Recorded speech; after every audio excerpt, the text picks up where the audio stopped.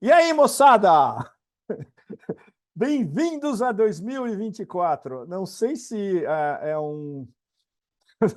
Como eu digo, não, 2024 vai ser um negócio absolutamente alucinante. Então, a gente não sabe o que vai acontecer. Bom, a verdadeira estrela do primeiro Pepe Café 2024 voltou. Caneca do Donbass. E a caneca do Donbass vai ser toda vez que eu estiver em Paris, quem manda é a caneca de Donbass. Então, tudo que vocês quiserem perguntar, vocês perguntem para ela, não para mim, porque ela é que tem todas as respostas. Bom, hoje a gente está com um misto de Madagascar e Mianmar. É sensacional. É um café sudeste da África, sudeste da Ásia. Vamos tentar fazer hoje algo que é extremamente perigoso, que é tentar prever o que vai acontecer em 2024. Então, vocês tomem isso com uma enorme dose de sal, pimenta, especiarias da Rota da Seda, etc. Isso é um exercício de realpolitik baseado no que está acontecendo na realidade no início de 2024 e o que a gente pode esperar para o resto do ano, digamos, entre Eurásia e Otanistão, que é a minha área de trabalho. Como vocês sabem, infelizmente, eu não tenho tempo de acompanhar todo o sul global. Eu gostaria muito de acompanhar de perto a América Latina e a África. Infelizmente, é impossível. Até mesmo a Índia, porque a minha quantidade de trabalho já é uma coisa demente, porque envolve o Otanistão inteiro, dos Estados Unidos a Bruxelas e a todas as grandes capitais, e a Eurásia literalmente inteira, norte, sul, leste, oeste, ou seja, tudo que vai da Turquia até Vladivostok, para cima, para baixo, Sibéria, Ásia Central, onde eu tive no final do ano passado, o sudeste da Ásia, onde eu morei durante décadas, bom, tudo isso. Então, isso consome um tempo alucinante. Bom, eu tenho várias notas que eu ainda não consegui juntar, mas eu estou juntando agora ao ar para vocês, das possibilidades para 2024. Primeira coisa, a gente sabe que esse vai ser o ano dos BRICS. Este foi o X da nossa conversa, um pequeno grupo, em dezembro, em Moscou, com altíssimas instâncias diplomáticas russas. E eles sabem da importância histórica que é a presidência russa no ano dos BRICS expandidos, que vai ser provavelmente vai começar como BRICS 10, porque Javier Serra Elétrica Milei auto excluiu a Argentina. Então será BRICS 10 em vez de BRICS 11.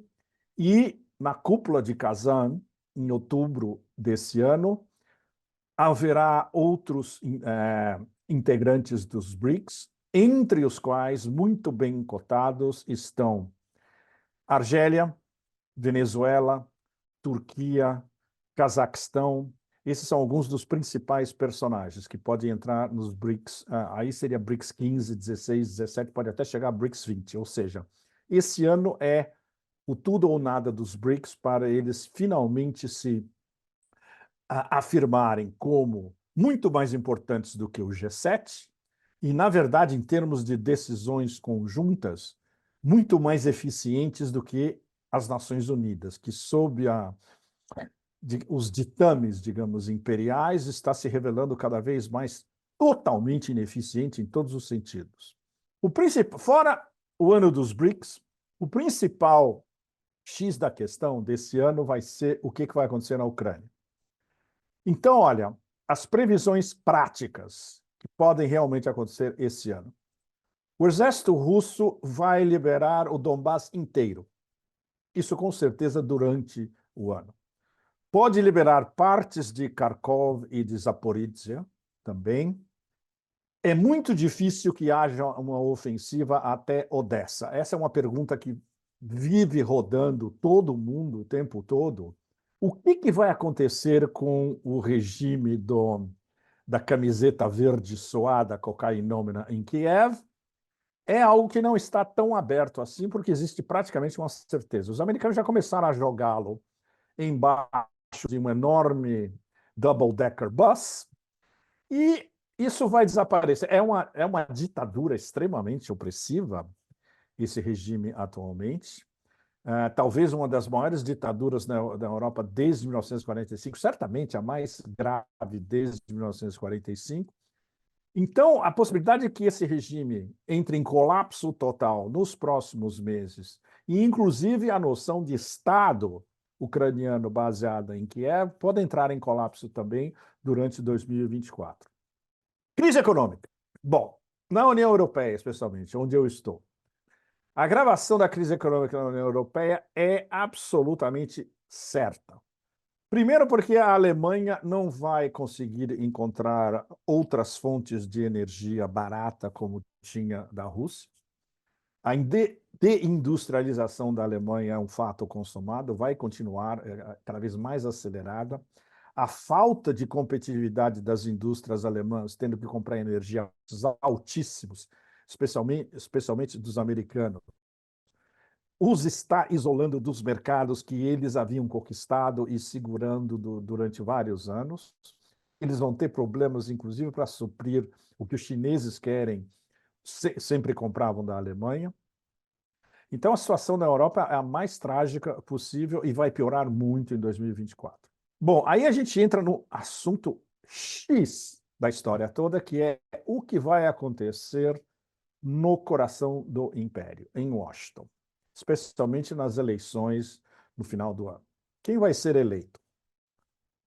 Assumindo que ele não vai parar na cadeia, e aí isso é super importante, porque no início do ano, veja como está a situação agora. Donald Trump comparado com o boneco de pano na Casa Branca. E até até o último minuto, ainda continua o boneco de pano na Casa Branca, embora ele não saiba nem que esteja na Casa Branca. Não vai durar muito essa história. O Trump está liderando por 55 pontos ou mais em praticamente todos os estados que boneco de pano venceu, entre aspas, na última eleição americana. Mas ele está enfrentando, e isso a gente está contando, e não, a gente não tem ainda o número exato, porque é uma alucinação. Mais de 90 acusações, todo tipo de acusação possível e imaginária, em 4 processos separados, em 2 cortes estaduais americanas e 2 cortes federais americanas.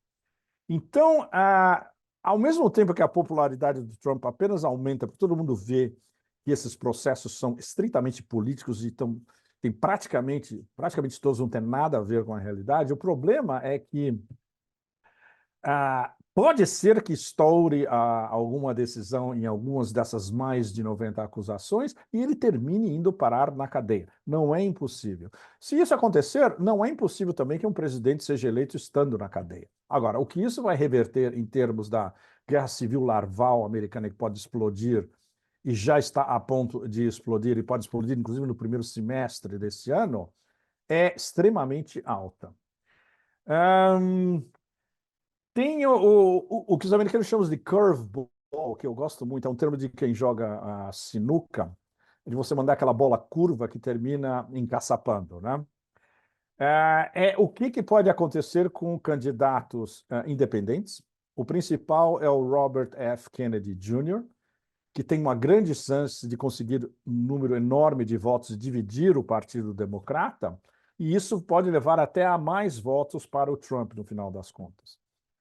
Como vocês sabem, o Robert F. Kennedy Jr. praticamente enterrou a sua campanha independente como um candidato progressista, onde ele basicamente endossou o genocídio em Gaza no final de 2023. Mas, em termos de política interna americana, ele carrega o cacife da família Kennedy, ele pode ter uma enorme chance de conseguir pelo menos 20% dos votos, e num pau a pau com um candidato democrata e o RFK Jr. como independente, ele pode roubar uma quantidade de votos inominável dos democratas e facilitar ainda mais a possível vitória do Trump.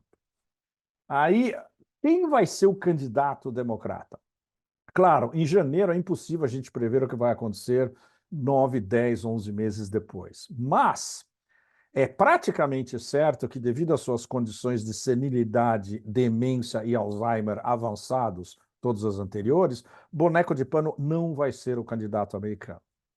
Quem seria? Eu tenho 4 nomes aqui para vocês, bastante possíveis. Muitos deles são desconhecidos no Brasil, mas é importante a gente colocar esses nomes, porque certamente eles vão estar na lista. Onde eu coloquei o meu. Ah, eu enfiei os nomes aqui, agora não consigo achar, não é maravilhoso?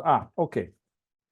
Bom, o principal dos 4 possíveis nomes democratas que vai ser o candidato americano às eleições é o Gavin Newsom, o governador da Califórnia, que no final de 2023 fez uma viagem ultra promocional à China, encontrou Xi Jinping deu voltinha com ele, sorriram muito juntos, etc. Isso basicamente já era um slogan promocional de Gavin Newsom para presidente. Ele é o que teria a maior chance de ser nomeado pelos democratas. Tem outros 3.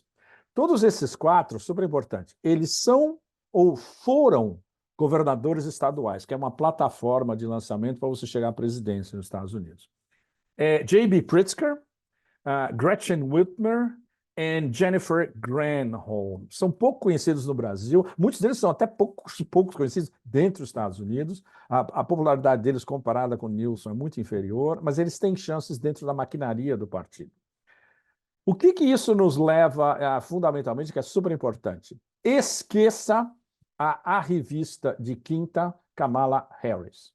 É absolutamente impossível para os democratas jogarem Kamala Harris como candidata, porque, primeiro, ela não teria nem 3% dos 4% dos votos. Segundo, ela é devastada pelo espectro inteiro dos Estados Unidos, inclusive dentro dos democratas, como uma arrivista, uma oportunista e uma incompetente absolutamente insofismável. Tudo isso é verdade. Então, bom, eleições dos Estados Unidos. Eu acho que isso mais ou menos fecha a história. Se Trump não for para a cadeia, vence.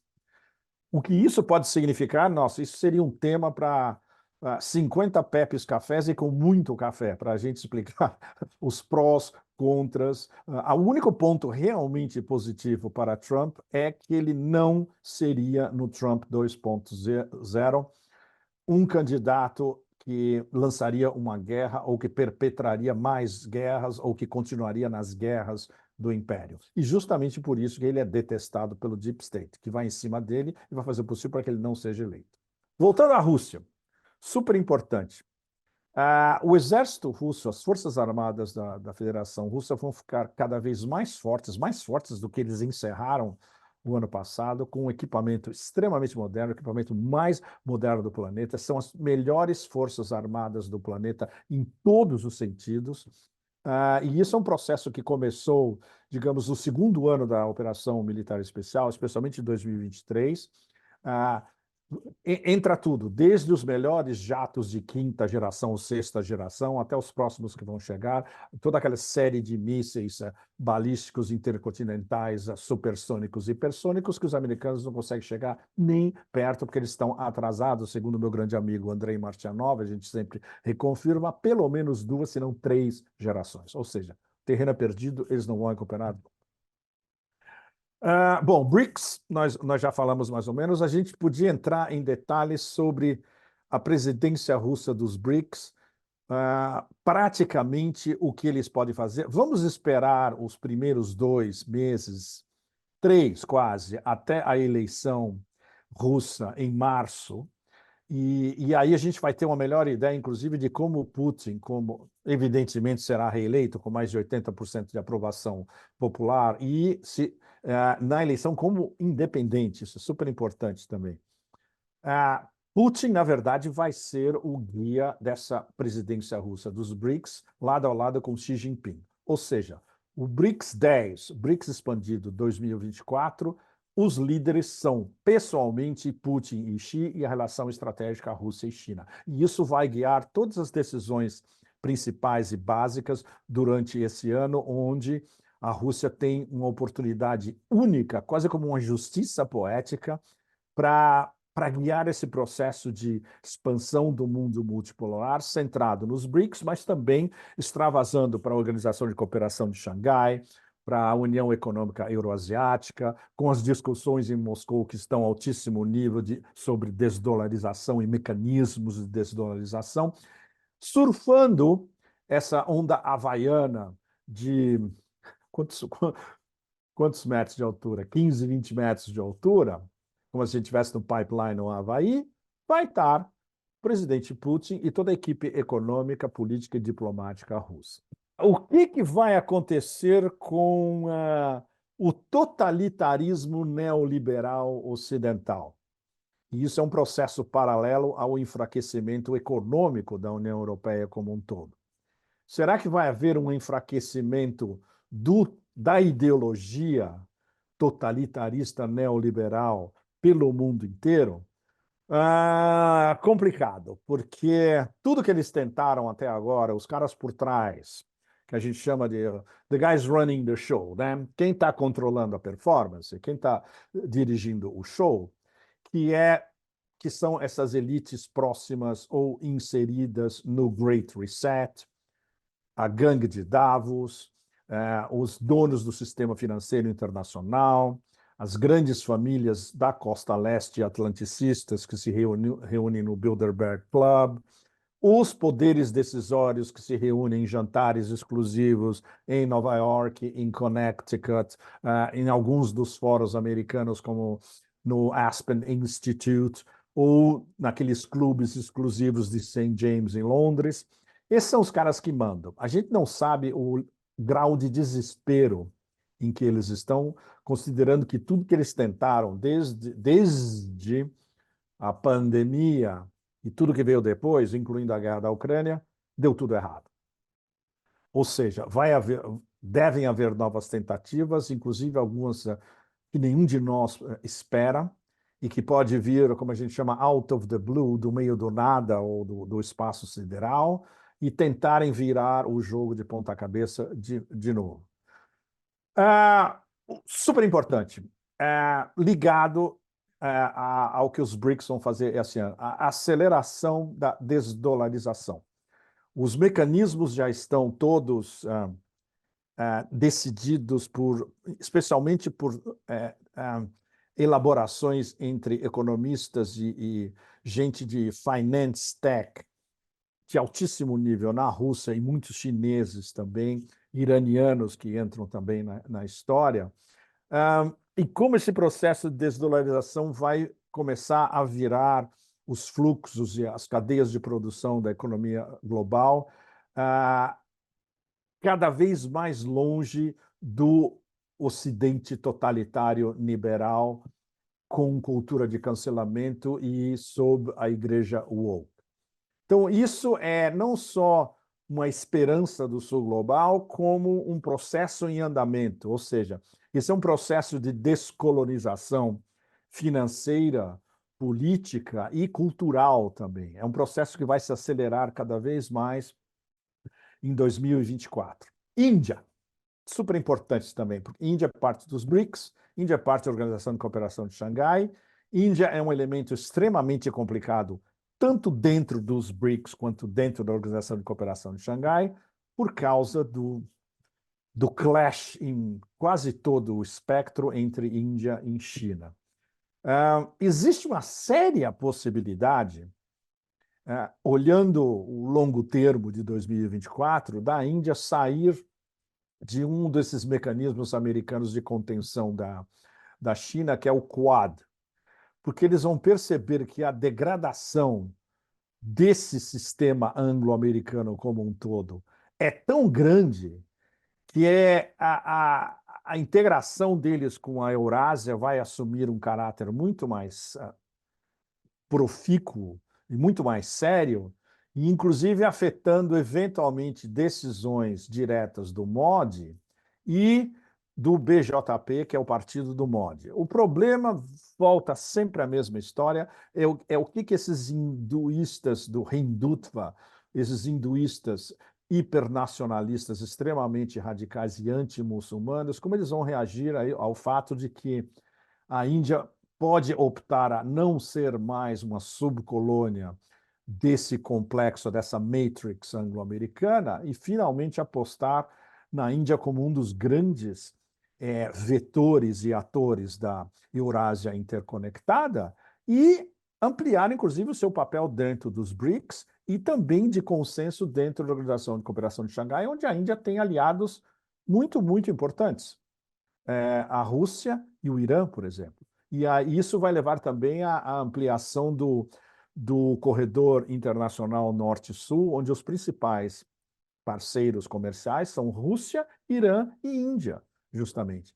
Então, a Índia pode ter um papel em 2024 muito mais relevante do que teve nos últimos 2, 3 anos, por exemplo, se ela alia o fato de que a sua integração da Eurásia, especialmente junto com seus aliados, Rússia e Irã, é irreversível, ela consegue vencer alguns dos seus preconceitos e alguns dos seus complexos em relação à China e vota definitivamente para ser um dos líderes do Sul global, porque o fato de arrefecer essa animosidade anti-China e anti-Islã como um todo pode aproximar a Índia de muitos países das terras do Islã e de muitos dos países do movimento não alinhado, que são 124 países do sul global, muitos deles das terras do Islã também. A Índia conseguindo fechar essas pontas, eles conseguem um novo papel, finalmente, de acordo com as capacidades digamos, a potencialidade da Índia de ser um dos líderes do sul global. Por enquanto, não é. Super importante. O que vai acontecer no oeste da Ásia? Esse é o nosso, entrando no ano, esse é o nosso ponto de interrogação mais sério, porque bate, inclusive, com uma análise que saiu em dezembro, extremamente detalhada, do Sergei Narishkin, o chefe do SVR, que é a inteligência estrangeira russa.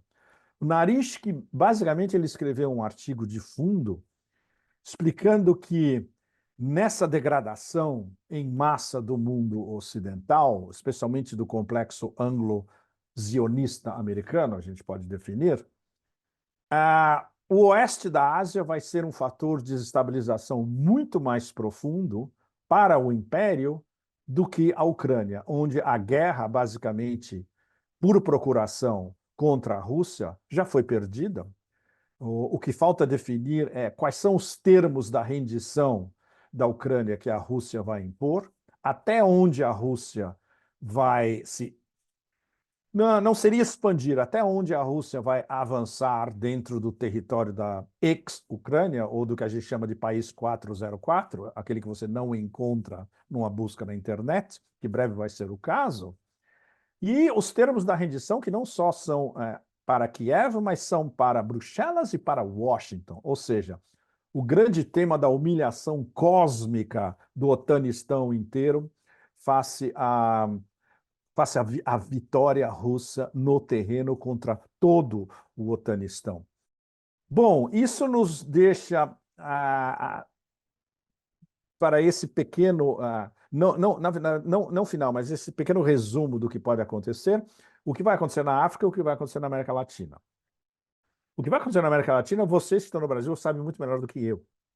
O que a gente sabe com certeza é que essa divisão, que na verdade é uma vitória tática do Império entre Brasil e Argentina, nenhum de nós sabe para que lado isso vai derivar.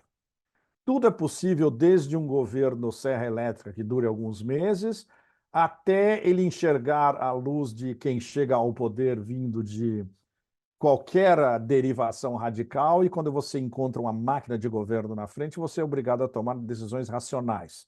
Pode ser que isso aconteça, inclusive, com serra elétrica. No caso do Brasil, o Brasil, sob Lula, sabe exatamente o que quer e o que não quer da União Latino-Americana e do mundo multipolar e do Brasil como um grande ator do Sul global. Esse é o tema principal da América do Sul em 2024. O que vai acontecer com a relação Brasil-Argentina? Não pode ser, e aí entra uma medida de esperança para todos, o que o Império quer, que é justamente dividir para reinar. Ou seja, a eleição do Serra Elétrica, como uma vitória tática do Império, foi uma vitória tática de desestabilização de um dos membros chaves dos BRICS, de uma guerra híbrida anti-BRICS, uma guerra híbrida contra o Brasil, uma guerra híbrida contra a União Brasil-Argentina e uma guerra híbrida contra Brasil-Argentina dentro dos BRICS. Então, por enquanto, a vitória é tática do Império. Como eles não têm estratégia, não vai ser uma vitória estratégica a longo prazo, mas no meio vai ter um distúrbio enorme e de onde a gente vê no momento irresolúvel. E na África, esse processo de descolonização da África, especialmente do oeste da África em relação aos franceses, vai continuar. A gente não sabe, nesse ano, quantos outros candidatos a se descolonizarem de Paris devem existir. No momento, a gente já tem 5 ou 6, pode chegar a 7, 8 ou 9, 10. Mas o processo é irreversível. E os que restam nesses governos do oeste da África, France-Afrique, como a gente os chama, são todos lacaios de Paris. E mais cedo ou mais tarde, as opiniões públicas de todos esses países vão se revoltar também. Bom, então esse foi, digamos, sob a égide de Caneca do Donbass, um pequeno repasse do que a gente pode esperar do ano de 2024, que, do ponto de vista do big picture para todos nós no Sul Global, e que é justamente a esperança do Sul Global, é que a presidência russa dos BRICS torne esse ano um ano do tudo ou nada para a emergência do mundo multipolar. E aí eu deixo para vocês, na verdade, no meio do que nós, analistas independentes, tentamos fazer, que é analisar os fatos e analisar realpolitik e não ideologias, é uma mensagem de esperança de que a maior parte do que eu alinhavei aqui agora para vocês possa se concretizar da maneira mais positiva possível do ponto de vista do Sul Global, que é um processo de descolonização em todo o espectro, em todos os ramos, geopolítico, geoeconômico, diplomático, cultural, antropológico, sociológico, tudo que vocês podem imaginar, contra a decadência inevitável e cada vez mais perigosa do Império, e os vai aprofundar cada vez mais na única política que eles têm, que é dividir para reinar. E, no caso, dividir o Sul Global para ainda tentar reinar sobre o Sul Global. Todos nós e Caneca dizemos no passarão, ok? Então, 2024, moçada, muito café pela frente. Tchau.